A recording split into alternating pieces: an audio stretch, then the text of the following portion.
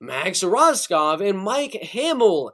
In the lightweight division, 50-50 fight on the betting odds. Height and reach advantage are going to be going Max Rohskopf fairly heavily in this fight. I think Max Rohskopf will win round number 1. He'll outstrike Mike Hamel a little bit there. I mean, not necessarily outstrike, but keep it even on the feet. Mix in some takedowns in round number 1. He'll do very good. He'll be like, oh my gosh, Max Rohskopf is doing absolutely amazing with his wrestling and with his grappling.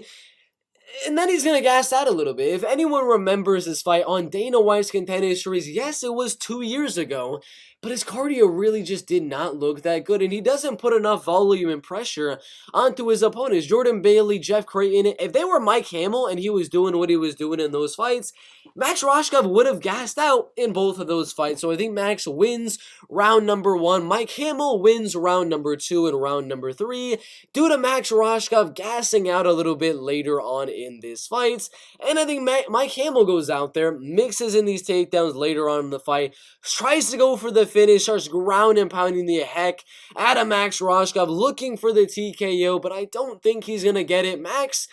It's going to be hard for me to say Max is going to get TKO twice in his professional MMA career. I think he survives, but I think Mike Hamel wins 2 out of 3 rounds and gets his 3rd decision win in a row inside of Bellator. If we look at the betting odds for this fight, plus 100 for Mike Hamel, that has value. Good odds on Mike Hamel, that's the only thing I do in terms of the money line for Mike Hamel and Max Rohskopf. Over 2.5, under 2.5.